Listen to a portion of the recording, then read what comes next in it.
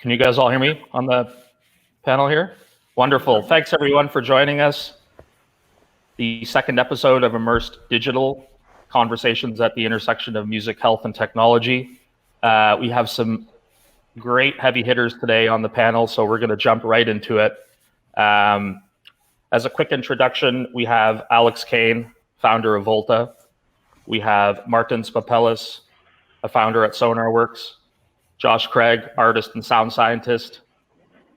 We have Satya Hinduja, founder of Alchemic sound environment. And we have Matias Kamelman, the founder at Metrica. And I think it's worth noting the international nature of this panel. So as we go around and give a quick introduction of folks, maybe you can tell us where you're tuning in from, because it's super exciting. Just starting off with Satya, maybe you can tell us a little bit about your musical journey and what you're up to these days. So thank you guys for having me. I'm tuning in from Mumbai currently. Normally live in New York, but during this experience in Mumbai, my journey is quite interesting, long, winding, but I'm going to try and keep it as short as possible so everybody gets to dive in.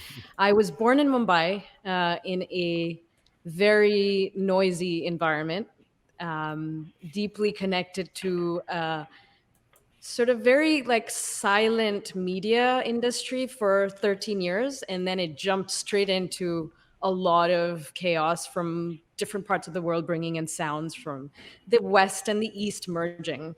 And since I was a child, I was very, very interested in deep listening. Even though I wasn't consciously aware of it, I was constantly listening. And that was my only way to journey and travel out into the world. Because of the nature of my family's connections and our travel nature, I was able to access sound from the world. And that journey began at a very young age. But long story short, studied music here, different teachers, sort of disjointed, and then found myself landing up at Berklee College of Music. And I believe Matias is also an alumni here. We have a few alumni. Or just Shout out to Berklee. And I studied film scoring, came back to India, worked in the films, segued into electronics, segued into art, and eventually found myself totally like deeply looking for a deeper sense of relationship of sound and how it's connected to brain and health. And I just didn't feel fulfilled in all these industries that I was in. And in 2013, I was introduced to a talk panel called the Ink Talks, where I gave a short presentation on electronic music and the brain. And this is where actually my journey really began, because I was introduced to a frequency by a neurotechnologist that basically I composed around and lost time and space. And that was kind of the birther of Alchemic Sonic Environment as a medium, as a project, as a mission and vision to try and bring this awareness to more and more people about the power of sound, the power of music, and how it's impacting our subconscious as well as conscious mind. Wonderful, Satya. Thank you for joining us from Mumbai, and look forward to your performance later towards the end of the event today. Super exciting. Josh, how are things? Where are you at? Things are groovy. I'm tuning in here from Sector 99 out in New Jersey. Had to escape the city because escape New York is like a real life thing right now. So I'm out here taking care of the fam, doing some groovy stuff. Built a little studio in here, got the multi-track and a bunch of synths and some records and some keys in the background. I'm a little chalkboard here. Nice. Studying some stuff that's pretty, it's going to get into it today. A lot of audio visual and things of that nature. I got into all of this, what we're talking about today, just being a journeyman through sound and being a visual artist, using cameras and LED lights and VHS cameras to sort of project the images that come to mind when I do compose the sound. I'm heavy into bass. I like synthesizers. I like using my voice to sing. And I also like bringing all of those different aspects, what people call genres, together. I'm well versed in playing records throughout the world, and I'm well versed in producing some really groovy tracks. But one of my favorite things to do is collaborate with others. So I'll get into a few of the things that I've collaborated with over time. One of them is working with my groovy friend, Mr. Neil Harbison Cyborg, and also working with MIT Media Labs and 393 NYC on some neuroscience EEG visualizations, as well as doing artist residencies in places in Washington, D.C., like Eaton, D.C., and working with Looking Glass Factory leaders and pioneers of holographic displays and volumetric technology. So everything I do is pretty hands-on and right down the gut. So, you know, I'm just a groovy cat who's down to get heady. That's what we got going on here today. A room full of this. Awesome. Yeah. Josh got some great chats with you the last few days, and we'll share all your links and all the collaborations you're working on. That's very compelling stuff. Alex, thank you. Where are you beaming in from? I am beaming in from London. Good sir. All right. Yeah. And go ahead, man. Yeah. So my journey here actually involves Mr. John Alexiou over here. So I've been playing music my whole life, been producing since I was in high school, and then skip forward a decade plus, and I'm in San Francisco, and I am working for I'm working for a bunch of musicians and music-related brands, marketing, creative services, including SUBPAC. Right. So I worked for people like Bass Nectar and STS9, a number of other kind of people in that sort of genre. And then eventually I decided to go back to school to do a master's. And that's what brought me to London. I did a double master's in innovation design at the Royal College of Art and Imperial College London. And it was in the program that Volta actually got started. At one point, it effectively started because one of my professors, who's the head of audio experience design at Imperial, had made this just really phenomenal binaural spatialization algorithm for hearing aids, and then had also made a VST plugin for it. And we had spent some time discussing different ideas around interfaces for spatial audio, and then over time, kind of conceptualizing what that could become. I actually tried to make like an animation. I learned how to use Maya, Adobe Auto, whatever that is, it Adobe, whatever it is, to make an animation. And then it was taking an eternity. I brought it to a friend of mine who's been doing audio, interactive audio, mixed reality stuff for a while. And he pretty much told me for the amount of time that it would take to make this animation, you could make a prototype in Unity. So I learned how to code C# and how to build stuff in Unity, got some help from him and a few other people, and built a prototype around spatial audio. And it has since then turned into a proper company and has morphed more to the experiential performance side of things, which is where it is today. Great. And you're going to give us a little bit of a demo later on, right? Would love to. Yeah. Awesome. Martins. Hey. How's Latvia treating you? Latvia is amazing as always. So I'm beaming in from Latvia in Northern Europe. Happy to be here. I'm actually it's actually interesting. I have been always since I can remember myself, I've been interested in music and music technology, and also then later on I became interested in entrepreneurship. it was actually not that recently ago when I remembered that actually the first money that I ever earned, I spent on trying to buy some kind of radio parts and trying to put an equalizer together. And I was trying to kind of build an equalizer on a computer as well. For some reason, that subject excited me, but then it kind of didn't become a part of my life. I ended up kind of studying business and entrepreneurship and starting a few other kind of companies unrelated to music. But then at some point in time, me and my friend met an audio engineer who had started building a prototype for software measuring and EQing of kind of speakers. And long story short, it came together as a company that is now known as Sonarworks. And we are, as a company, we're ultimately passionate about finding the ultimate answer to the question of sound quality. And we're taking the rational, data-driven approach to find what is the real sound quality.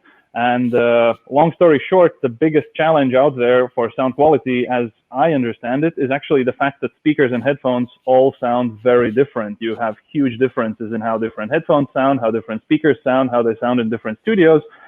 And that is, I think, kind of, I mean, that problem is by far bigger and more audible than anything else I can think of in terms of sound quality issues in the current world that we're living in. It's way more audible than, say, high resolution audio versus normal compressed audio or kind of stuff like that. So we are really passionate about solving this challenge and finding out how to actually deliver the best possible sound for anyone, regardless of what headphones or speakers they use.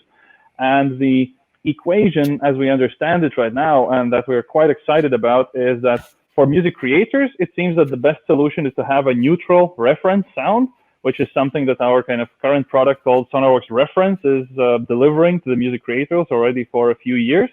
And interestingly, on the consumer side, the right answer seems to be personalized sound. It's something that kind of changes for each individual based on the studio sound that artists hear, but it's actually personalized for each individual based on their preferences, based on their hearing, and kind of, so to deliver the best possible sound for each individual, you actually need to customize it.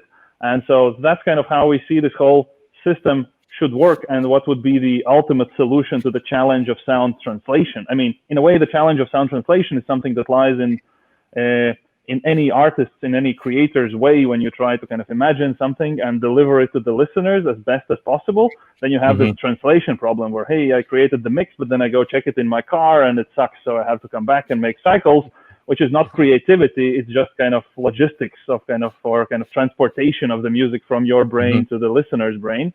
And kind of our passion lies in trying to remove that barrier, to kind of make the translation problem disappear, so that when you create something as a creator, then you can just be sure that everybody out there listening to you is going to hear the best version of that music for themselves and have the best chance of emotional connection between people. So that's kind of where we're at. So Sonarworks, and Sound ID is now the thing behind my back, is the product that we have recently launched for the music listeners. We see kind of a lot of things that we still want to do with it, but this is now the first step that we're quite excited about. So, yeah, Martins, your project is very well regarded in the creator community, and the personalized sound project that you're working on is, I'm sure, is going to be fantastic. Thanks for joining us.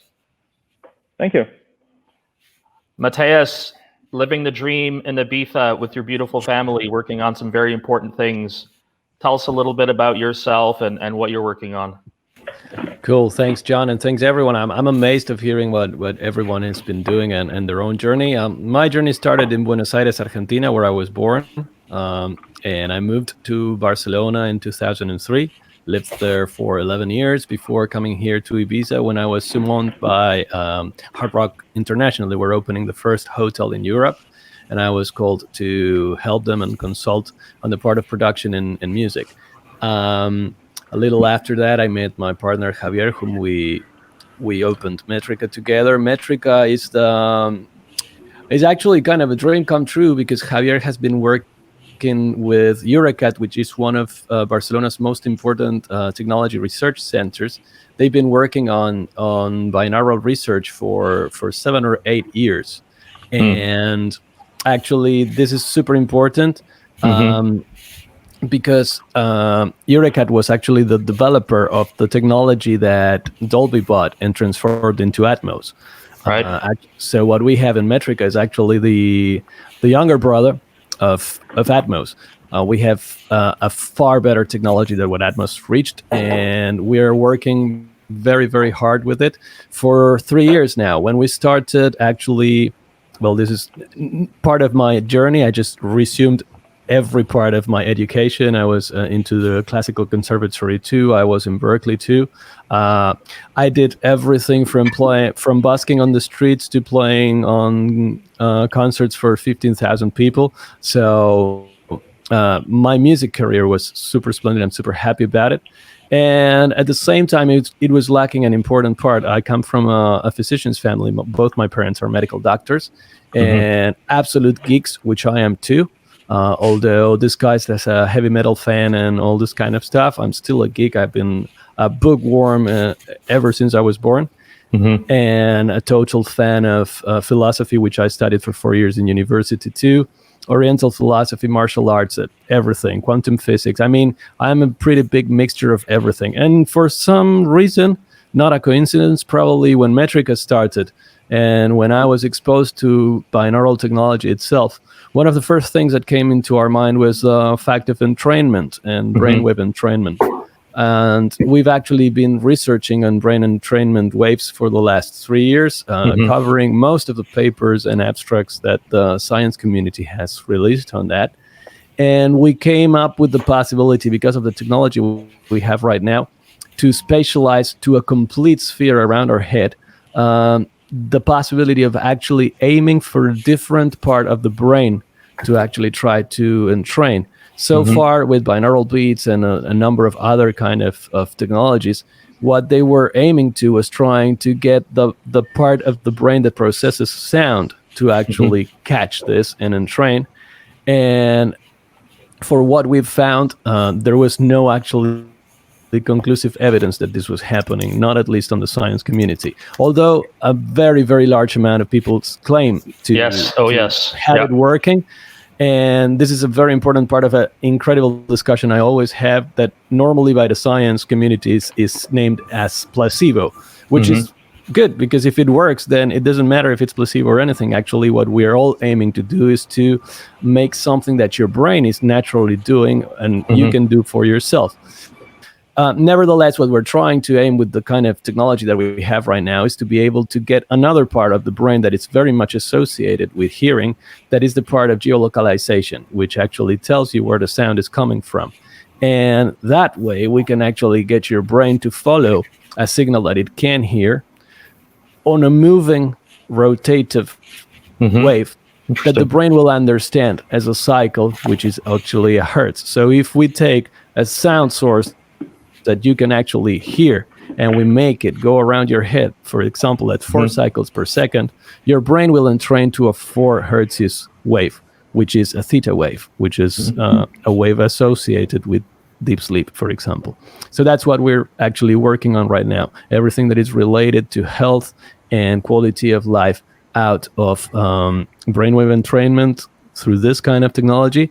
And at the same time, because of all of this, we've created this concept or method that we call conscious listening, which drives people, or we try to get people to relearn the way they listen to music and to bring back the therapeutical part music has always had and we somehow have forgotten. In a source of speak, just to sum it up a little bit, we want people to use music to connect rather than to disconnect. People normally listen to music to just have fun, unwind, and disconnect from the real world and just have fun. And that is a good part of music, but it's not the most important part of music. The most important part of music is the part that makes you connect with yourself, with the others, and with divinity. Actually, it's one of the best definitions of music therapy. I have a master's in music therapy and one in music coaching too. And that was one of the things that I loved the most when I started the master, that they always said that music had the very same principle that religions adopted later, which is to connect people with themselves, people with other people, and people with divinity. And that is basically the whole concept behind conscious listening. Wonderful. And I know we've had a couple of nice conversations around I suppose you would call it the cheapening of how people listen to music, over the last, call it 10 or 20 years. And I think seeing it more of something in the background, something that they're doing when they cook, I think we discussed, or something that they're We talked doing about yesterday, yeah. just way in the background. I think just riffing off of this concept of conscious listening, and I think everyone on this panel, and certainly, people listening, have some, understanding of what that is, a real focus and attention to what the power of music can really put forth. How do you guys all think about conscious listening? I mean, maybe starting with Satya. I know we've had some nice discussions in the past. What are some of your thoughts on what Matias is up to and you're up to as well in that regard? In all possible ways, everyone here is kind of in the same, we're all segueing in the same conversation, right? And I think one of the most important aspects of this conversation for me, from my perspective, because sound is unseen and we see it based on our experience of where we were born and raised, and all of that really defines our listening brain, our listening body. And a lot of the challenges I think that we're facing with regards to conscious listening, thank you, Matias, for that term. I call it deep listening, or focused listening, or Nada yoga, which is coming from the ancient Indian scriptures. Is firstly, there's so much noise pollution, and that people have forgotten that actually sound is one of the first senses that we perceive in our mother's womb. And so we've become such a focused, we've become such a sight focused community and world. We're only focusing on what we can touch is real, and the general mass, that I feel like if that awareness of, listening is actually one of the most powerful senses we have, we've just forgotten about it, and we need to retune into that frequency that would allow us to tune within ourselves, manifesting a better world outside.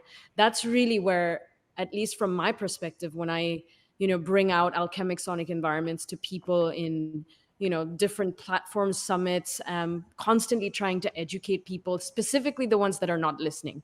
Because the ones that are listening, we're already in tune. We already know, we're already in this mission. But the ones that are not listening, they don't even recognize that there's these subconscious paradigms in the frequency of sound, and how that can manifest in our neuronal pathways and reforming, and what does that do to our cochlea in the inner ear. How are we, people don't even know good headphones, good sound systems, or they're not even listening to the sound of nature, or the sound of their own breath. So it's all of these things it's such a massive world of awareness that needs to be brought in and raised, so that we can actually start going deeper into not just the music listening community, but all of humanity, because that's really where we come from. That essential divinity, like Matias said, sound is the creator. In ancient Indian scriptures, Nada yoga, Nada Brahma means sound is creation. In Christianity, first there was the word was God, then came light. So there's this consistent remembering, like he said, we need to have that. Let's stop focusing on sight. Let's focus on sound. And what if we start doing that? How much deeper can we actually get in our perception and our physiology and our psychology, in how we act with ourselves, our communities, and the world at large? And today, what's happening with COVID and the stuff that's sadly happening in America right now, it's really because people aren't listening anymore. They're so noised. There's so much noise with technology, and over dopamine going crazy with all the technology sending messages all the time, that people have lost that innate sense of what we have since such a deep place. So well said. And I think everyone on this panel, I think espouses what you're saying, Satya. And Josh, I'm curious to hear from you your take on this idea of deep listening, conscious listening, and its importance. Yeah, for sure. I think that deep listening and conscious listening is something that is, if not like the most important thing right now in a sense of community and lack thereof in America. I think that people need to work inwardly to come to resolutions as to what is and what isn't based off of what has been projected.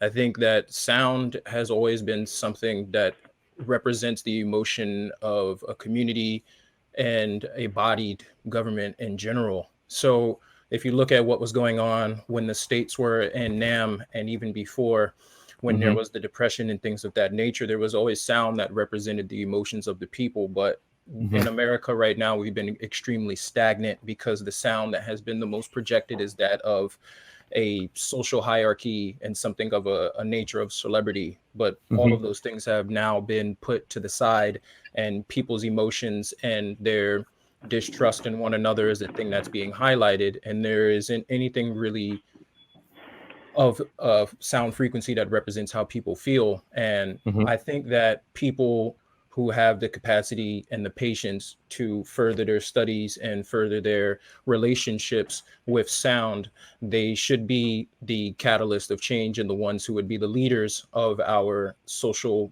steps moving forward, to be the ones to justify what it is that the like populace needs and something that can affect them of feeling something positive. Because, you know, politicians and entertainers don't really understand the nature of sound. They understand the value of it, but the nature of it is something that speaks to the heart of communities. And America right now is being torn as a community from the inside outward. And being someone who is like, I'm born here, you know, my family's from here, like we all are deeply rooted from the South. I'm from up north, you know, I was born in Jersey. We all understand the joy of coming together and having sound represent the expression of the joy. It's like Frankie Beverly and Mays, you know, it's like Joy and Pain and like songs like that, or music that we would play when we congregated. And I think that now the music is so, it's a little bit catastrophic, and it's built off of chaos, and the world is now reaping what it's sowed from that. And you can see it in the communities that people are yearning for something. They're yearning for a voice, or they're yearning for a sound. And since we can't go to nightclubs, we can't go to a speakeasy, we can't go to a rave, you know, because all of that has been put on hold.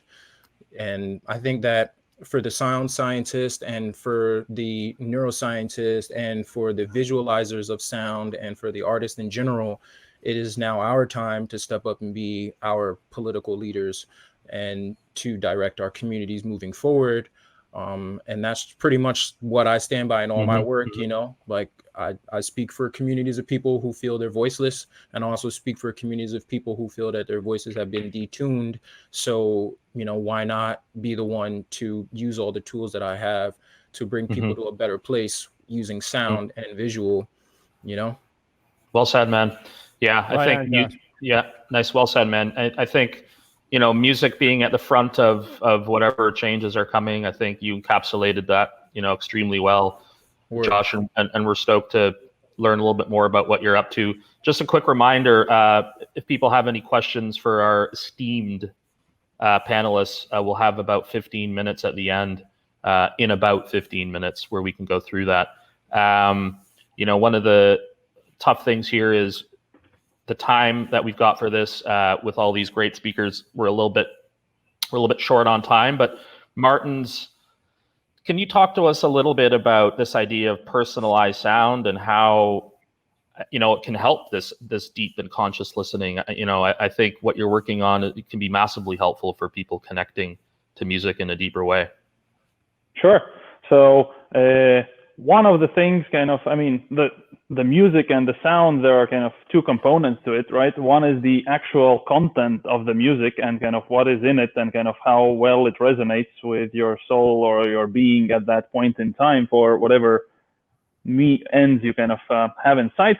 And the other thing is the quality of the sound that is delivered. And actually people are always kind of very focused on the kind of content of the music, and the kind of quality of the sound actually gets into the background.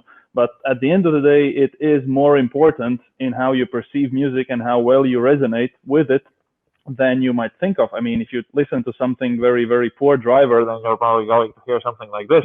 And when you listen to something that's very well tuned and kind of creates the ambience and the detail and the resolution of the music, then you really get immersed, and the kind of connection to the music is much more powerful. And I mean, we've been thinking about this subject for a long time, saying, hey, but these old speakers and headphones, they sound different. And when creators create something in the studio and then they deliver it to the listeners, then it all sounds like very different. And I've been talking to like music creator friends who are saying, hey, I can't listen to my music outside my studio because it all sounds so crazy bad that my ears bleed, so I can't stand that. Yeah. I don't listen to my music outside studio. And we kind of say, yeah, but hey, we can fix it.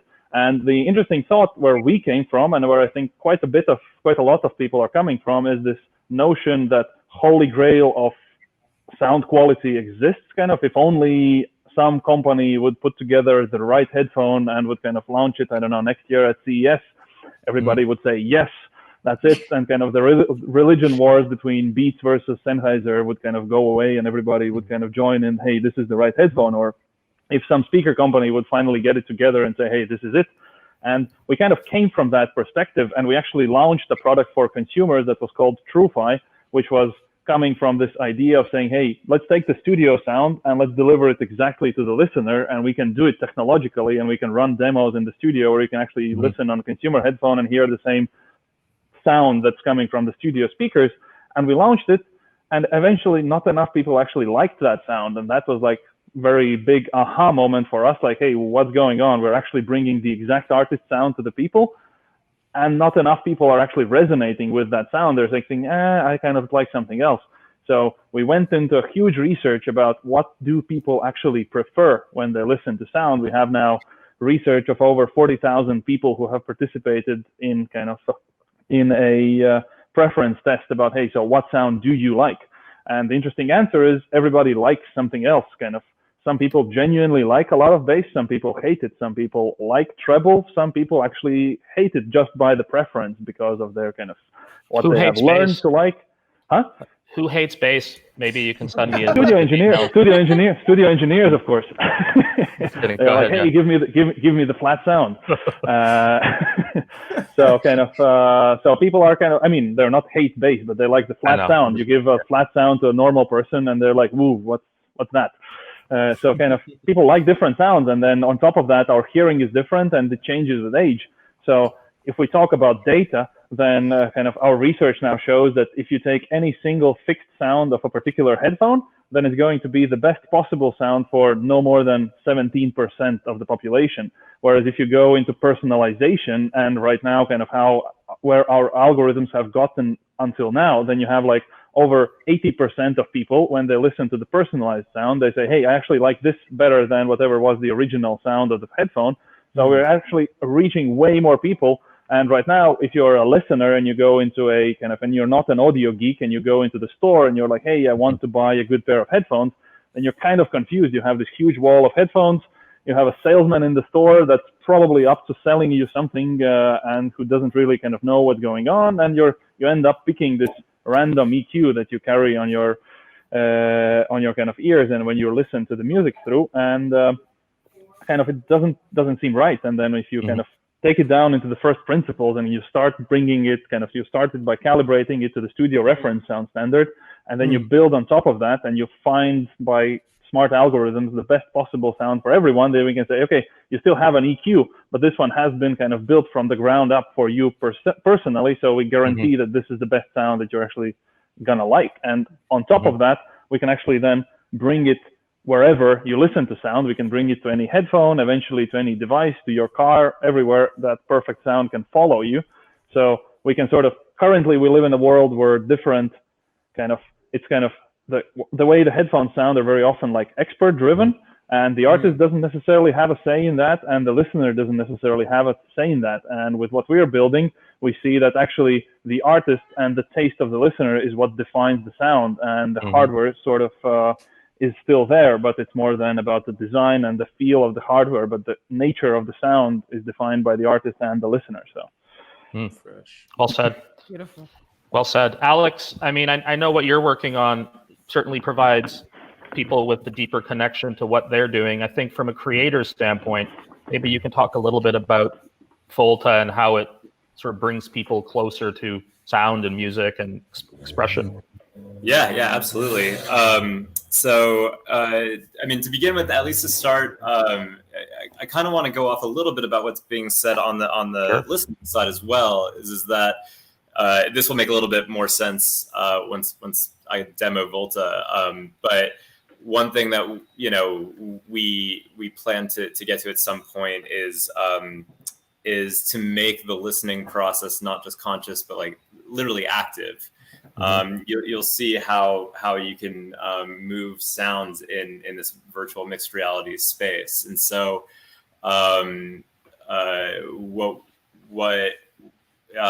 there's kind of a melding, I guess, of the or a blurred line of where the creators end, where the creator's role stops and where the listener's role begins, because effectively what Volta is, it's a mixed reality audio production platform that allows you to gesturally and physically move objects in this virtual environment that sits on top.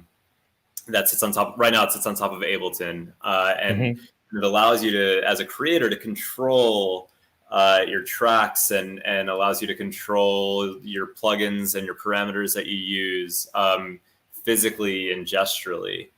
And one of there's a few goals that we have. One of them is to effectively turn the audio production process from something that's very technical to an artistic process, to kind of use the merits and the virtues of mixed reality and the physicalness of that to stretch sound and move it around and contort it and come up with new ways to interact with it, create new instruments.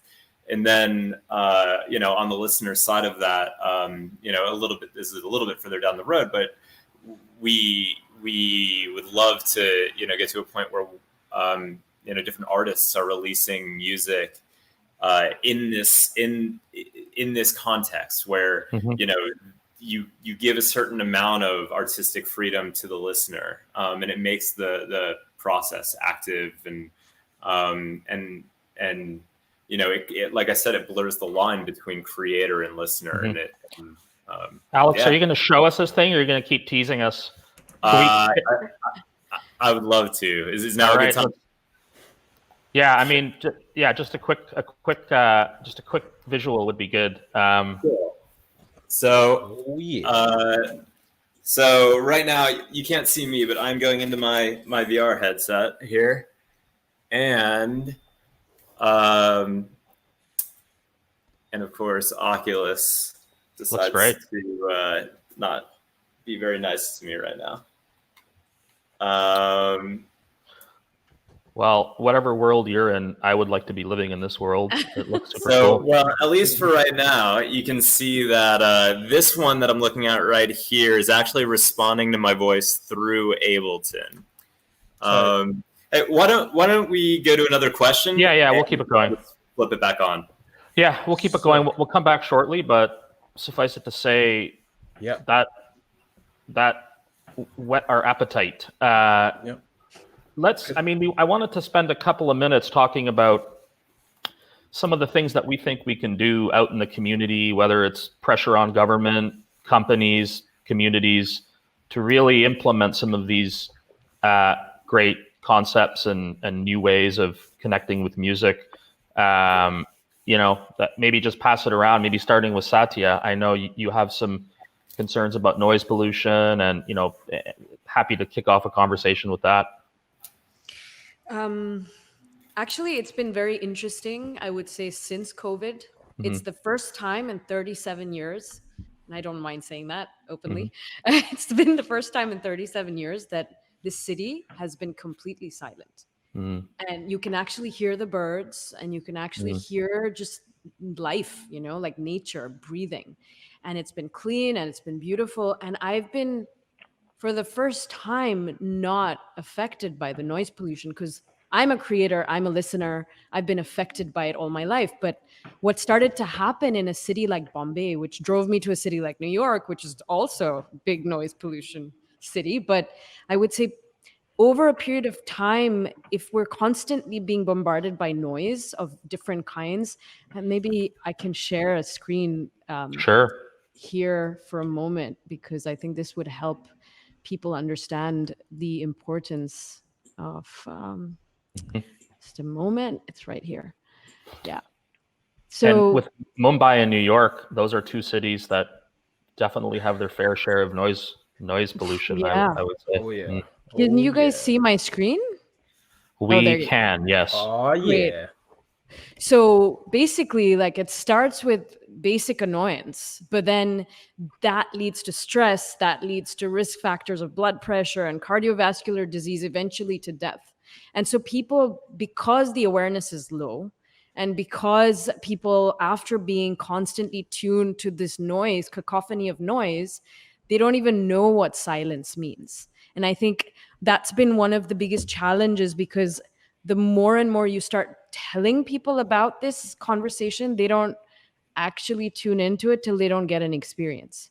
And so what I've been really focusing on is giving people an experience first, getting them to a place where they can deeply connect to themselves, and then start the conversation off the importance of listening. And then from there, actually start to like talk about how can we bring this change into, like you said, government. So currently, the biggest thing that I've been really concerned about is child abuse, and how that as a subject matter in the world is so, especially in this country, is so vast, it's so large, and it's such a scary thought as to how to even infiltrate this deep listening experience within that strata of children that will become the future of humanity, because they're surrounded by environments that they don't know how to get out of. They're stuck. So I've started to started to talk to people that are doing projects around this subject. I'm starting to talk to politicians around here. Since I'm here, I'm trying to kind of tap into that environment and slowly start to bring the awareness first, and then see how we can actually build it into their sort of preventative aspect of healing, because there's no other way to enter, because people here are constantly thinking about food. That's like base level. We don't have food. We're like trying to survive. So from the survival perspective, it's like, yes, we need to start thinking that as we sit down to eat food, we're also sitting down to listen, because it's food for our brain, it's food for our nervous system. And so and then health in the long run. So this is kind of really what I've been thinking a lot about since I've been here. Wonderful. Yeah. Well said. And I think if we can share that slide with everyone at some point after this discussion, that would be great. Yeah. Matias, thanks for being patient, man. I know you're working on some great stuff, and across Spain and back to Argentina and around the world. I mean, what are some of the things that you're seeing and would like to sort of put forward, whether it's through government or community or business? What are your thoughts? Well, I have a lot to relate to all of the other panelists, and especially, well, Satya is describing a lot of the things that we're trying to pull together here too. We're actually having next week a very important meeting with the mayor for one of the biggest cities here in Ibiza. Well, a big city in Ibiza is nothing like a big city for you guys. It's just a little town, but for Ibiza, it's a pretty big city. And it's a way of starting. We're already talking to a couple of very big NGOs. As I mentioned before, we were working with a clinic in Madrid. We're working with 3 clinics in Germany too. And basically what we're trying to bring forward, especially after the times of COVID, we were already working with this before, but now it's really important, how to show people, since we've been very precise in working on all of the neuroscientific aspects of actually listening to music on a conscious level, and how it affects you, and especially teaching people how to manage, or actually manage in a way they can benefit from it, their own neurochemistry, and how you can change it by listening music on a very, very deep level. This is a method that we're trying to actually pull out and help people to do it, especially working with the most affected right now, which is the old people, which of course have because of their age, fairly poorer immune system. Most of the data that we have been collected proves that actually the bonding part that music has, and it would be very complicated to explain on a very large level, but all musicians know this, and that exactly, not only musicians, every listener knows that when you hear a song that you're actually feeling related to, this kind of feeling that I think that everybody had at some point, that he or she is singing to me, or she is describing exactly my feelings. So in a way you start to feel that that song has been made for you. Just to go very technical on a little moment, that makes an incredible shoot of oxytocin to your body. And that process actually shoots a very bigger process of all the, let's call them happy chemistry in your brain: dopamine, serotonin, melatonin, everything that makes your body better. Actually, there's a super research that we're using that proves that when you actually sing, for example, your secretory immunoglobulin hits a top level that you cannot reach any other way, especially when you're singing in a group. So basically what we're trying to do from the conscious listening is trying to convince, as Alex was saying before, trying to convince people not to passively listen to anything. Become active on your listening. Hum to the song that you like. Dance to the song that you like. Feel it, not just listen or sit there and just say, oh, this is a beautiful song. No, feel it, man. Just let it go through you, and try to go back to why. One of the most important premises that I keep from my master's in music therapy was, the first time I read this, I was completely shocked, but then it made complete sense. They say that music doesn't exist outside ourselves. Music happens at a human level, and it happens inside of you. And as Martin was bringing up with his technology, there is no other human that hears music the way you do. And the way music affects you, it only affects you. So I just go back to philosophy and the Delphus oracle, and music is a very good way of knowing yourself. Know yourself through music. Listen to music and try to understand what it makes you, how it makes you feel, what is it changing inside of you. And when you start building this kind of map, you're being able to actually starting to modify your mood or change your mood on a very conscious kind of level. Especially on a society, for example, that has a complete denial of all the thoughts and feelings that are negative. No one wants to feel sad, but maybe that sadness is a part of your process that you need to actually go through. For example, when you're mourning for someone, it would be unreal not to feel sad. So music can help you go through this. So what we're doing is we're blending all of this with the music technology that we have with binaural, and of course we're bringing in SUBPAC into the party too, because it's definitely a very good way of actually doing it together. And there are a lot of government officials who are getting a very important interest in it, especially because since we're tackling all this aspect of immunity, they are being very, very interested in it. And after COVID, this is going to be an important task for all of us musicians and people who are working with neuroscience and music.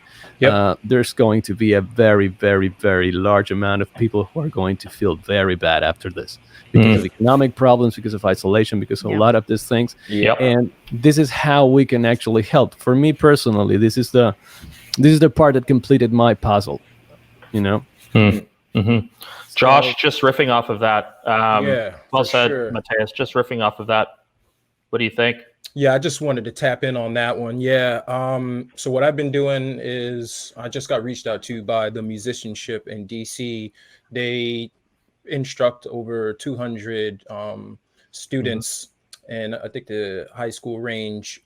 They are based in orchestral arts, but what they reached out to me was to bring in an electronic audio-visual aspect of it. So what I am proposing to do to them is to teach a 3-course segment of sound, visual, and technology, and base it around health and wellness, and teaching students how to compose. I would just call it meditation sound, or just thinking music, as I call it, music you can think to, because a lot of music you think about it and it provokes you to dance, but I would just want you to just think and sit down for a second, because in these environments, especially in these inner city metropolitan areas, a lot of children and a lot of just people in general, they've never heard ambient music, they never heard meditation. I mean, like, if you look at a lot of cities that are hit with like high percentages of crime and poverty, there's not a lot of places where you can go and listen to like Laraji or anything like that. You know what I mean? Like Alice Coltrane. People don't really listen to that.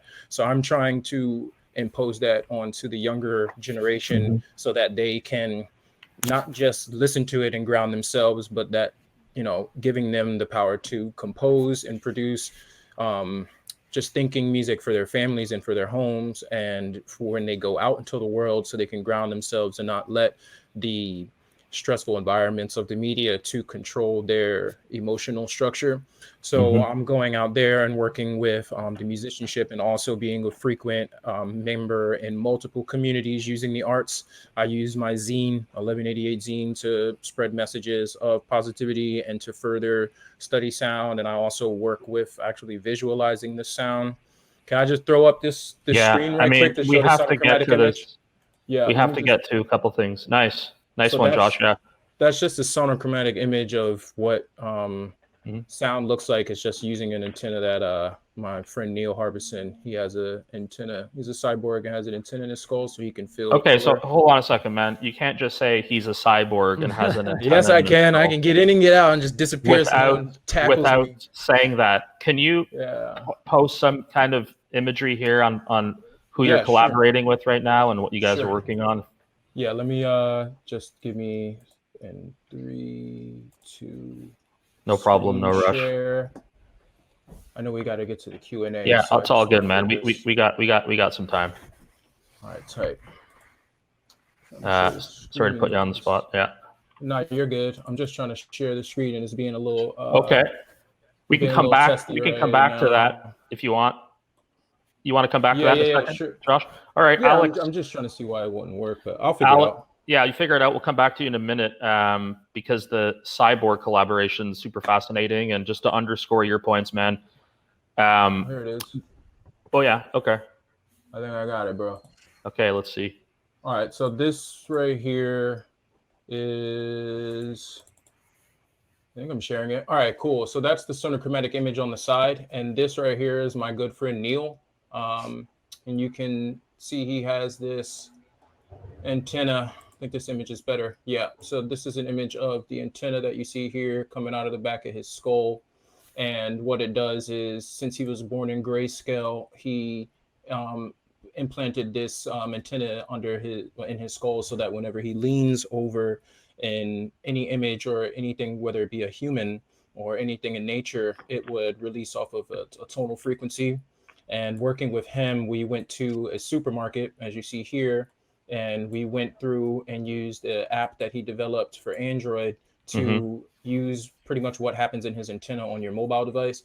So what we did was we went to a supermarket and scanned over items in a grocery store, and I took those sounds, and what it did was it created this sonochromatic image like this one over here. And I took the sounds and sampled them and put them into one of my samplers, and then hooked that up to a MIDI keyboard and was able to play out different polyphonic sequences based off of the sounds of the supermarket and also of the sounds of the people in the supermarket. And as my good friend Neil says, that, you know, people they're not black and they're white. Everyone actually gives off the tone of orange. So it's rather interesting to use different sounds in the environment and being able to scan them and to feel the vibration to know exactly how they look inside your subconscious. So that's some of the stuff that I'm into with him.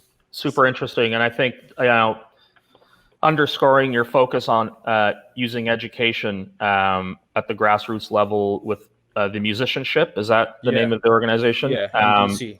Yeah, in Washington, D.C., to help implement better education with respect to music and its impact on wellness. It's critical. Yeah. It's also I've been working with Embod Me. It's like a new MIDI 2.0 polyphonic expression instrument where it's pretty much going to be the future of MIDI and playing out notes, and also just innovating and humanizing and personalizing the way that you can interact with sound using hardware. So that's one of the things that I also wanted to drop in there, which is really, really rad. So yeah. Before we have Q&A coming up in a couple of minutes, but we'll definitely do a quick round of people sort of shouting out what they're up to and maybe drop some links into the chats. But Alex, can you fire up that demo before the Q&A? Right on. I need that. Okay.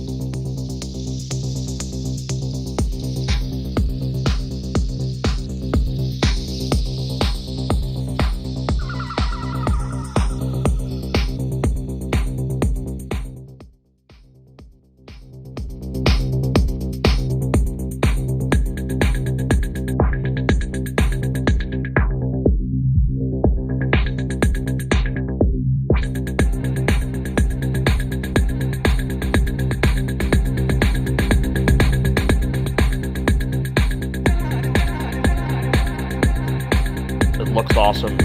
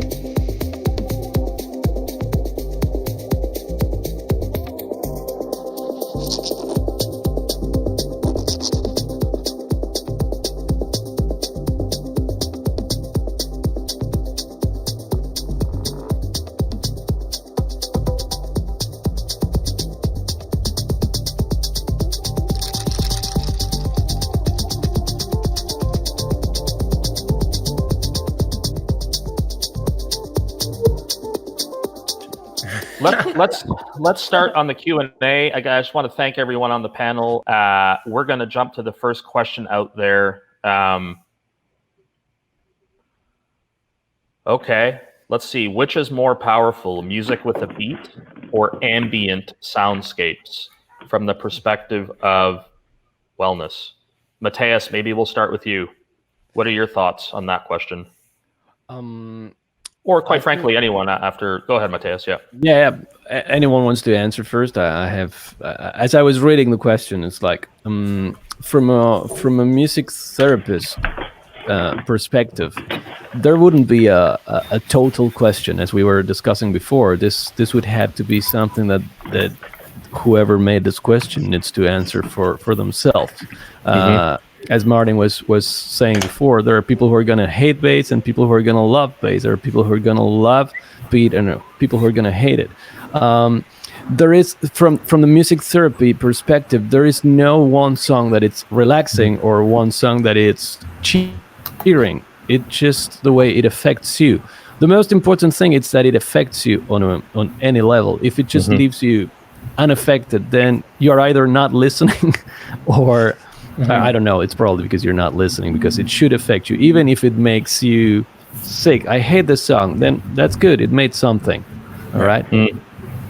I think Yeah, the great. equipment. I think the equipment that you're listening on is the most important thing, because if you're listening on like say a MacBook or something that doesn't really even like release low end frequency that much, you're only going to be able to really process something ambient, and especially off of something that like Satya was saying, like if the environment you're listening to is hella claustrophobic, like say Brooklyn or Harlem, you're not really going to be able to hear that much high end. You're only going to be able to really hear the bass because that's what you feel. So I really think is based off of your geographical positioning and what hardware you're using to justify that answer, you know? It's a good point.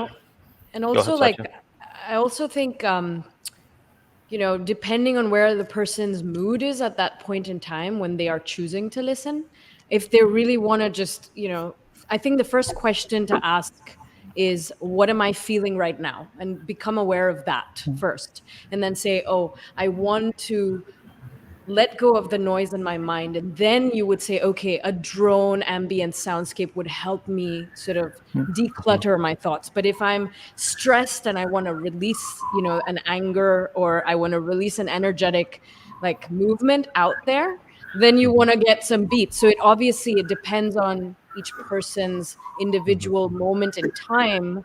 And I think because we have such different consciousness levels at all times, we're all, you know, interconnected, but completely disconnected in some way. So I think the first step is to really connect to ourselves. You know, the best to add to what Satya is saying, I think that kind of music has this very interesting capacity to allow us to connect with how we are feeling. So I think if you're just asking a random person, how are you feeling, that not necessarily that person actually knows a very right kind of well-defined straight answer to that question, but you can actually way better kind of give, like if that person finds the music that resonates with that person at the moment, then that's actually a way to find out how you're feeling in a way. Kind of you can listen to the music and say, hey, why am I listening to this mad metal? Maybe I'm angry. So it's kind of, it's a way to discover how you're feeling. So from that sense, yeah, kind of sometimes it's going to be a lot of bass and sometimes it's going to be ambient. It really depends on the person and the context. There, just a little thing that I just remembered to say that it's important. There is an unconscious thing that happens, and this is a scientific fact that happens with beat, particularly, that also is called entrainment. Actually, a constant beat, when you feel it, it will make your heartbeat to actually entrain at a certain level. You can avoid this by actually disliking the song and trying not to pay attention, but if you just relax to it, let's say you use music on a medicine way, just like if it were any kind of other drug, and you just sit down and listen, eventually if you put yourself to a beat that it's, let's call it 65 BPM, your heartbeat will eventually go down. Yeah, for sure. And this is scientific fact. I can definitely agree to that for sure. Think about how important that was, what you just said, Matias. Very, you know, can sync heartbeats, lower your heart rate with the beat. Absolutely. That's exactly what we're working with that. We're working with that. And of course, when you want someone to go to sleep, when you put a constant beat at 60 BPM, for example, you're helping the person a lot, regardless of the soundscape. If it's something they're enjoying or it's amusing or not, the simple fact of the 60 BPM heartbeat will make the heart actually relax. And once the heart relaxes, the person starts feeling in the mood to actually sleep. Sorry. Go ahead, man. Yeah, I mean, I got to get to a couple more questions. I just wanted to make one comment. This better be good, Alex. You better be good, man. I'm just going to say that, Matias, I would love to spend some time just talking with you, because one of the things that, like, I mean, our mission statement effectively is to advance experience itself as an art form. But the capacity, I just found out that you couldn't hear what I was hearing. But the capacity to use kind of all of the spatialization and to use the environment that we're building to customize that to be expressive on an individual level for anyone who you know uses Volta, you know, to be able to create an experiential world. Whether that be purely performative or, you know, or in this capacity to have some enhanced, you know, healing potential or wellness potential, is something that we would absolutely love to explore. Right on. I actually want to have a very long. Yeah, go Satya. Very long Sorry. conversation with each one of you guys. So Yeah. I know. we This is should. too short a Break out. time. Yeah. I- Satya, what were you I- going to say? I just wanted to say, just to close back into ambient or beats, in my own journey of exploring all different modalities of music, sound, frequencies, harmonic structures, I have actually come to get to a point where it's an integrated perspective. And I've started calling it alchemic electronica, which is using the intention of alchemy and where that comes from, with whether it's earth instruments or the voice, like Matias was saying, humming, ancient wisdom chanting, but then merging it into spatialization, as well as the SUBPAC feeling sound. Because I think one of the biggest challenges is that we're so used to just listening to sound from the auditory perspective, but we really need to have an integrated experience of listening, feeling, being present, and then we can actually really curate what do we want to feel, whether it's an ambient scape or a movement based, or depending on what we need in that moment. So I just wanted to kind of close Biologically, we do, Satya. So it's just being aware of it. It's just being conscious that your body is receiving all that information. Exactly. Not only No, through but your it's ears. just like exactly. But I think people don't have the awareness. So it's about like giving them that a little bit. Satya, you mentioned earlier about the senses. I mean, the first sense in the womb is touch, and then sound, and then sight. And on the next question number 2 from Matt Parker, they have a question around what are some of the thoughts beyond the frequency spectrum that we hear? So sub 20 hertz, infrasound, above 20,000 hertz, ultrasound. Any thoughts or insights around those frequencies that we may not be able to hear? Music of the spheres. Plato, back again. I'm into all that. I use this. I'm very, very, very much into high fidelity sound, and I'm also in the lo-fi sound, i.e. my multi-track recorder over here. I use this DVLA Phantom speaker to listen to the sounds down to 15 hertz that I'm composing, and I also, like everybody else, uses the SUBPAC to feel it. I think that it's the sound that exists in that realm that you can't hear is the sound that really justifies what's going on in your subconscious range. And if you do have a way of using overtones and undertones, using mantras and using ancient instrument and analog instrument, just like you were saying, Satya, is like, yo, if you can say you put a voice through a reverb and then you put like a pan flute to like a heavy analog delay or something of that nature, and then you start to impose these low frequencies that you would only be able to feel using a SUBPAC or something, you can really make people transcend, because that's like a multi-dimensional experience. And then if you can use different colors in your rooms and different hues to signal what emotions are being felt, that's when you can really start to get down to those things that you think are out of a spectrum that you can't reach. But we have so much technology and we have so many things. Just using the voice and knowing how to hum, you can make your whole body rumble like you have an 808 or something going on in your chest. I think it really comes down to how much patience you have with yourself and with sound to get to a point where you can realize those sub 20 things are going on. But I mean, a lot of us have spent hours and days and years of calculating that stuff, so it's a little bit more easy for us. But for other people, it's available, but I don't really think it's something that should be seen as mystique at this point. I think it's just taking the time to be aware of it. Well said. I mean, we don't have that much more time, so I'm going to try to combine a couple of questions from Secret Cacao Garden and Christina. Matt Christina, Skara. Satya. We were talking earlier about you. And that has to do with, let me try to pull these together, but things around visual, tangible interfaces and the sonic experience and how colors come into play, whether it's related to our chakra color and the aura frequency. Anyone care to comment on this interaction of colors and the importance of colors? I mean, I can jump in on talking about like our aesthetic, like design philosophy on like how we chose colors and how we chose what aesthetics for representing sound, like specifically like in Volta.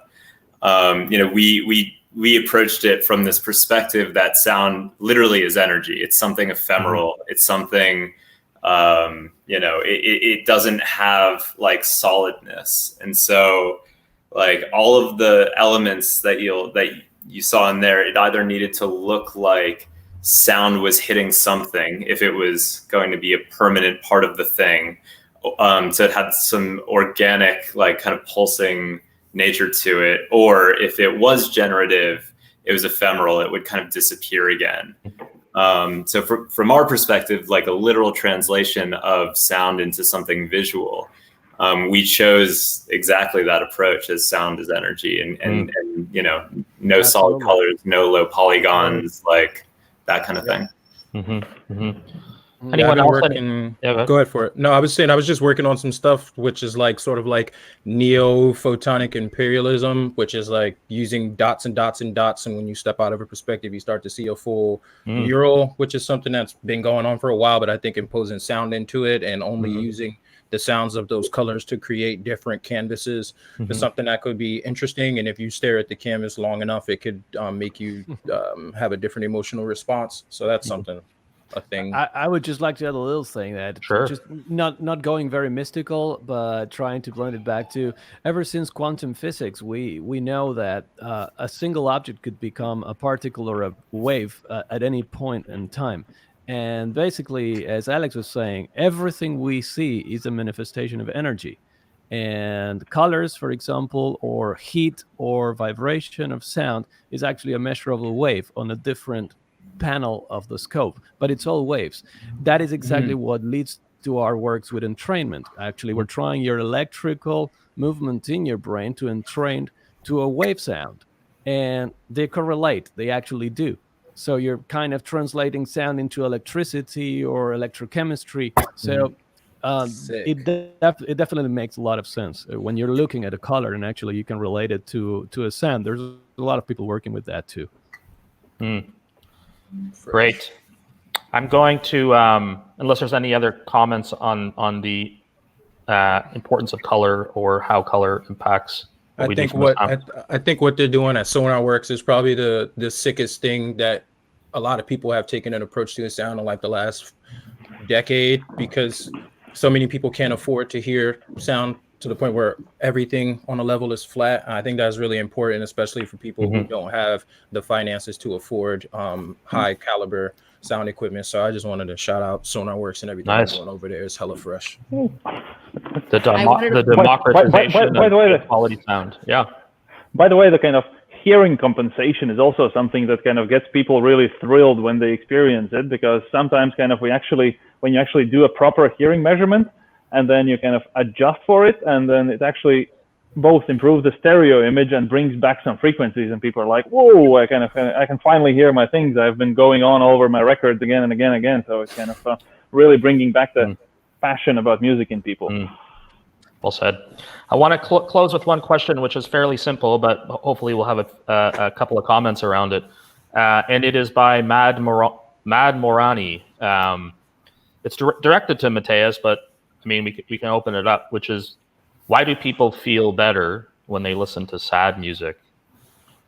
What's the relationship between sound and emotion? But I think, why do people feel better when they listen to sad music is, you know, an interesting way to maybe think about it. Matias, do you know Mad Morani? Or is that just I don't know. Okay. I don't know him, but let's just call it from a therapeutical aspect, going back to music therapy. Just Mad Morani, when you have a sad feeling within yourself, you can deny it for as long as you want to, or you can actually face it and release it. And the release of that feeling, actually allowing yourself to feel it, it's going to make it go away. But don't take it as you need to let it go away. You just need to go through it, because that sadness is giving you information about you, and it's important that you face it. So if music is helping you through this process, it's always therapeutical. And that's definitely probably the reason why people actually feel better after doing this. You know, when you just give that space to that emotion, you let yourself feel it, you let yourself go through it, and very likely you're probably going to use other music to come out of this sadness part. But you need to understand that we live in a world that has been denying sadness for so long, and sadness, it's a very important human feeling. You know what is it associated with? Rest. Sadness lets you rest, and we don't do that ever. Yeah. It's associated with that. Sadness is just something that lets you rest. When you feel sad, you just let everything calm down. You just cry yourself out, and believe me, I started doing this very recently, but you feel a lot better after that. And you feel calm and you feel chilled, and it's super important to do that. And maybe that's why people actually feel better. You can also be a masochist and enjoy that, but I don't think that was the question. I think I just want to add into that Matias's point. I think whether it's sad or happy or whatever emotion, the creator of the sound piece and the receiver are connected to this unseen energetic force. So whatever emotion that we are experiencing in the moment, whatever song that resonates with us would do that process, would allow us to go through that journey. And that's why the power of the creator and the power of the listener and the connectivity between them is so important. Because most times we're just, again, going back to conscious listening, it's like, I am feeling this emotion. Let me connect to a frequency that's going to help me in that moment. Absolutely. And then feel that connectivity with that unseen bond that we all share in this interconnected, unseen field of sound, you know? Sorry, just wanted to bring that in. Oh, well said. Well said. Yeah. Well, anything else on that topic? I'll say one quick thing. Go. Yep. To kind of add, to kind of add one kind of like technical component to that. Like, I remember years ago, I read the book, This Is Your Brain on Music. I don't know how valid a lot of that information is, but there's definitely one or two things that rang true for me in that, which was our brains really like two things. Well, it likes a lot of things, but there are two things that our brain really likes. One is to have its expectations met, and then contrastingly is to have our expectations not met. So the expectations met is like when a drop is coming and then the drop comes and everyone's really stoked. Everyone, expectations met. And then contrastingly, when like there's a weird chord change in the song and you're just like, oh, all right. And so I think that the kind of emotional aspect of like listening to a sad song is not only are you relating to the person who wrote it, and you kind of feel like you're emotionally with them, but your expectations are being met, right? Your sadness is the expectation of your sadness is met with the emotive nature of whatever that thing is that you feel like you needed to connect to. Yep. Yeah, well just said. a quick little like less than a minute thing. Yeah, Sure. when the first time I went to Mallorca, I was like introduced to the concept of siesta, right? And coming from the Northeast region, I never in my life took a time out of my day to nap. But when I first heard like Camarón and Paco de Lucia, I was like, oh wow, this music is dope. And knowing like I can understand enough of Mallorquin and like Catalan to like be like, oh damn, you're talking about some heavy stuff. Like they're talking about their abuela and like their everybody at home and working at a factory and all this stuff. That music's hella sad, but it made me feel super dope because I was like, oh wow, I can relate to this. And it was fresh. And ever since, I left Mallorca, and I've been able to like sleep better, and I still listen to like my Camarón tapes and everything. It's fresh, yo. Like, yeah. Okay. Man. So music siestas for Big everyone time. is what we're Heavy saying. duty. Just Heavy around duty. the world. Heavy duty. Okay, that's a great way to close it out. Yeah, go ahead, Martins. Just a kind of a quick thought to kind of follow up on the last remark.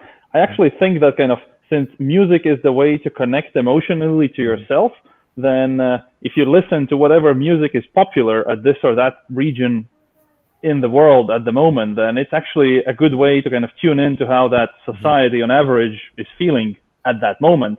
And I think there is a huge difference in the mood of the kind of popular music in the 70s in the United States and what's going on right now. And I think it's actually a quite accurate reflection of what was the mood in which people were in and what were they thinking about, because kind of what resonates with people is not so much about what artists bring before them as it is what they resonate with, because at any point in time, any type of music is out there and you can find it kind of from heavy to light to ambient to bass heavy.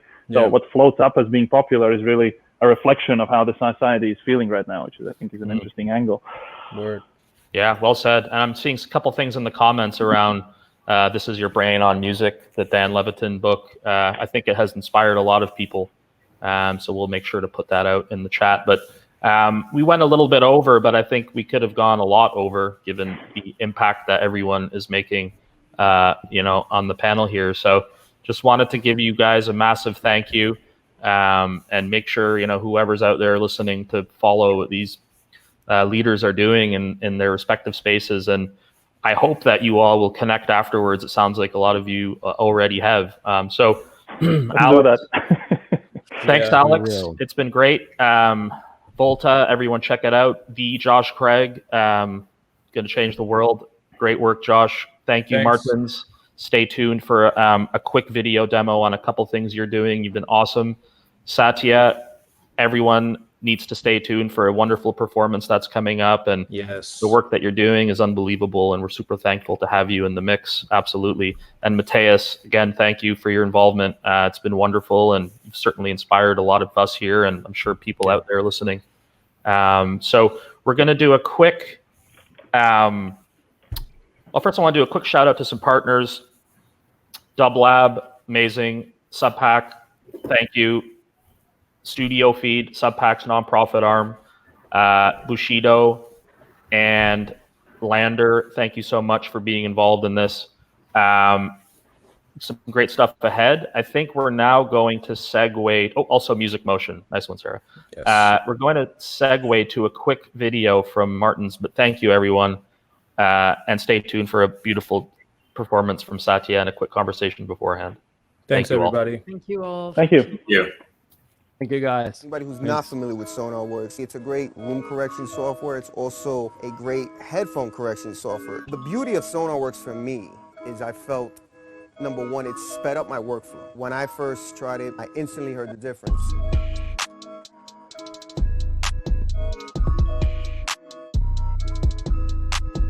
You really don't know what you're listening to unless you start on a flat surface. A painter doesn't start to paint and know what colors he's gonna use unless he has a flat canvas.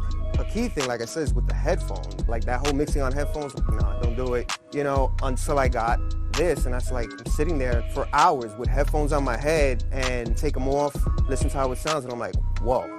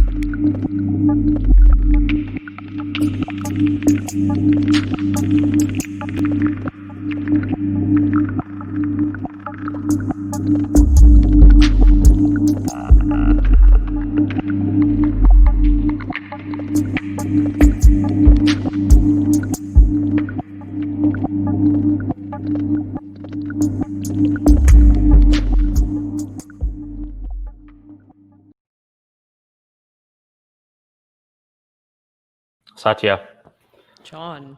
how are you? Good. How are you? Great, thank you. We're Thank excited. you for having me. Yeah, This is no, our exciting. pleasure. Yeah, and it's gone remarkably well. So thank you to everyone on the operational side of this. Knock on wood for Yeah. having this be a very smooth operation thus far. That panel was super enlightening in a number of ways. Certainly people from the number of different regions in the world and people's individual focus. Can you tell us a little bit about what you have coming up with what you put together with this performance and a couple of things that perhaps have inspired it? Definitely.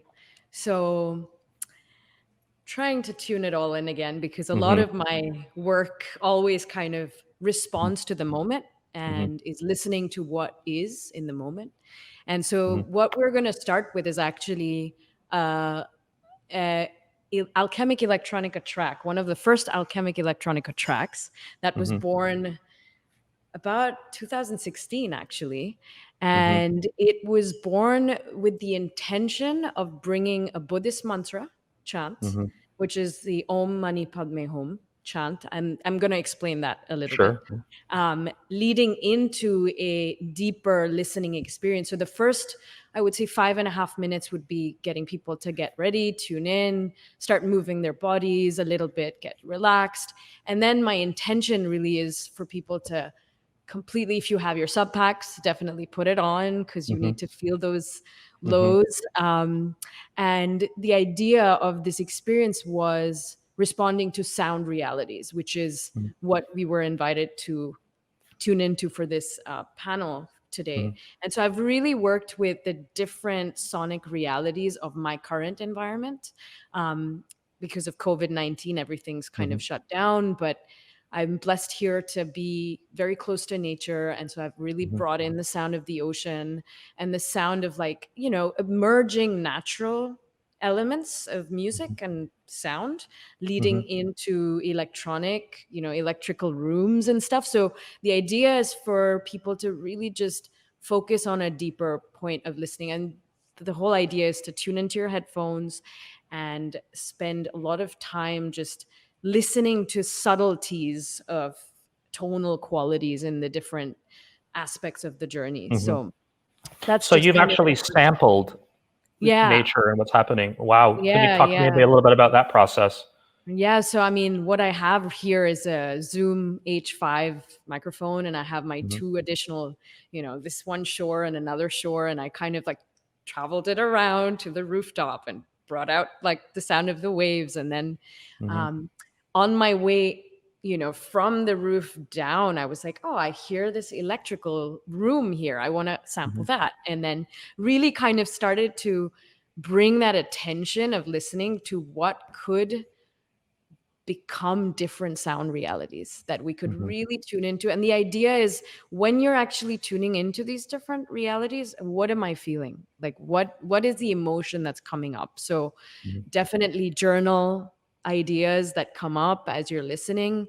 And what other sounds did I bring in? Oh, the sound of a sansula. I don't know if I wish I'd pulled it out. Can you explain what that is a little bit? Or so it's like a thumb. Yeah. It's the thumb piano. Okay. That's a beautiful sounding instrument. It was gifted to me by a friend many years ago, and it was just this interesting recording process, because I don't have a studio here, like a recording studio, but I had to find the most silent room and then pull out, you know, all the 3 different microphones and make sure I don't get the attack going. But it's been the process of recording was as important as the sound quality choices, as well as the mixing process. So the sansula is, I believe it's a six, I don't know what the right term is, but it's a 6 thumb note instrument, percussion instrument that is very soothing. It has harmonic frequencies that, when you're listening to the 2 notes that come together, really creates neuronal pathways, opens neuronal pathways. So really just pay attention to all the sounds that are being guided in this sort of experience. But I want to kind of take a moment and just bring in the intentionality of why I chose to start the experience with the Buddhist mantra Om Mani Padme Hum.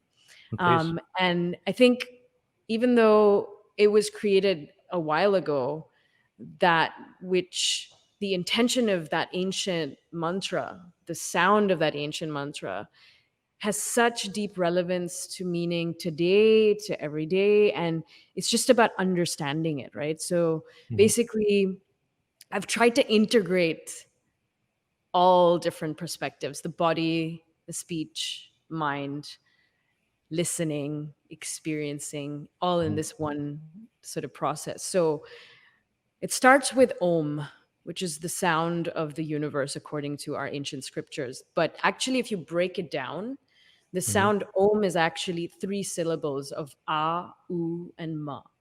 And so what happens really is when you're humming, and I invite you, John, to join me here. You can bring your hand on your chest and just kind of hum with me, and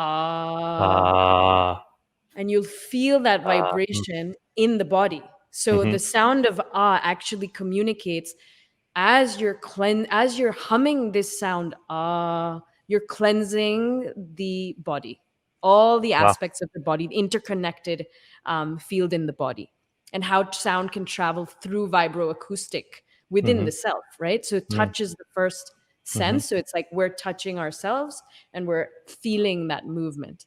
Then I invite you to bring your arm and hand and put it on your throat. And then now you can actually join me with an ooh. Ooh. And you feel it. It's moved up to the throat, right? So actually it's going from cleansing the body to cleansing the speech, right? Wow, And okay. what words we're using to communicate is actually manifesting our reality. So becoming aware and conscious of cleansing our speech, because sound is everything. Sound creates everything. And then I invite you now to join me in chanting this seed syllable ma. So just with your mouth closed and and then and when you do that, bring your hand around your third eye, like up above your nose, around your third eye, and just kind of go and you feel it up.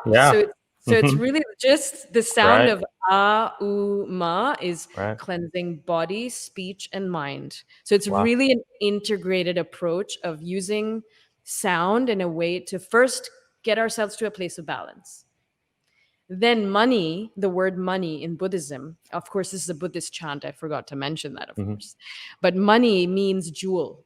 And the idea of the word money is the intention of our cleansing process of body, speech, and mind should be as pure as a jewel. So the deepest part of our intention of any kind of life that we want to create is coming from that deepest part in ourselves, right? We want justice. We want, peace. We want like amazing listening. We want a collective world.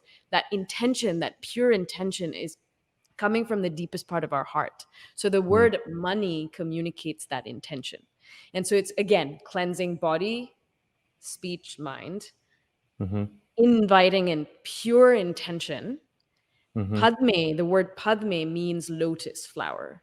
So the lotus flower actually, as the most beautiful flower in nature, grows in the muck and the mud of the world, but it rises up into the most beautiful flower. So it doesn't allow that which is of the darkness to touch it. It just keeps moving up towards the light. And that's really representing the pathway of moving through sound as a medium, because sound is a wave and it allows us to move through the medium of cleansing our body, speech, and mind with clear intention towards a pathway of a better life, a better connection to the divine, to nature, to whatever we want to call it, to the source, to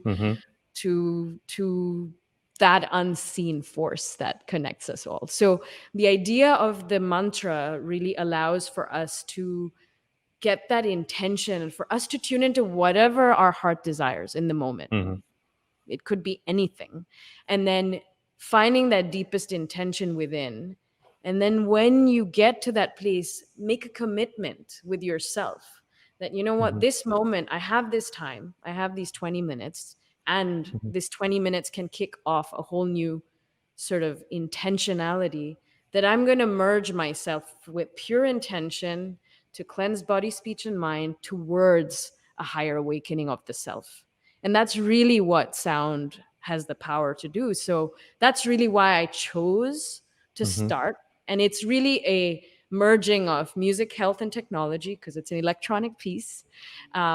It's totally musical, and it's using the ancient alchemy of the mantra, the sound of mantra, leading into natural sound of the waves and sound of sort of the sansula, and the sound of my voice comes in later. with a Shruti box. A Shruti box, I wish I'd pulled out these instruments.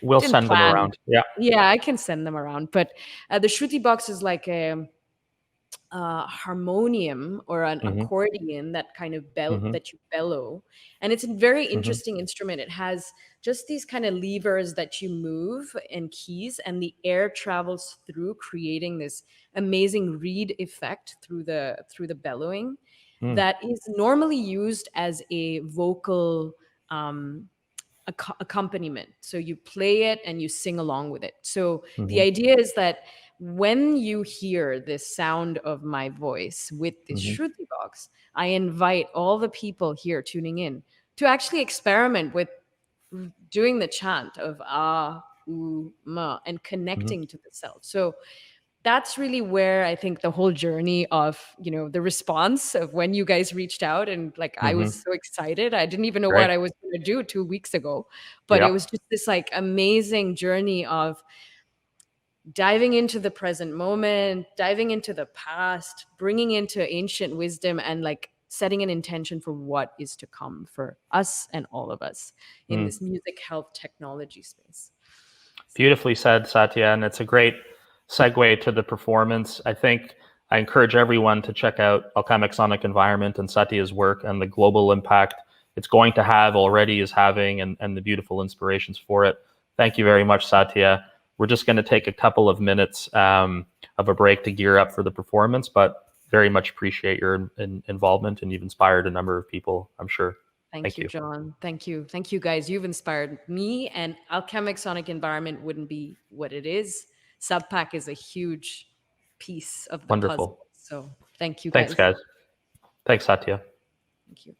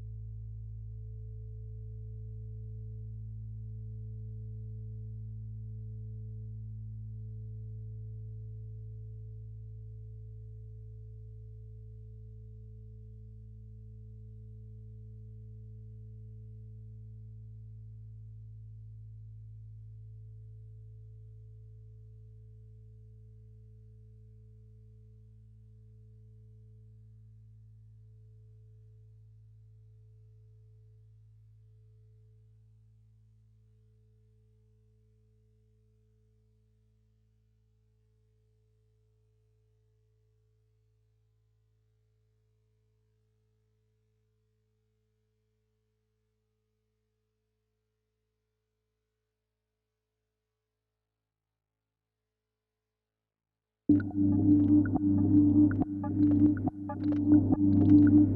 been listening to Immerse Digital, brought to you by StudioFeed. Shout out to our collaborating partners, SUBPAC, Sonarworks, and DubLab, and to our community of partners, Bushido, Lander, Music Motion, Volta, audio, and Metrica, and to all of you for your continued support. Check us out at projectimmerse.org.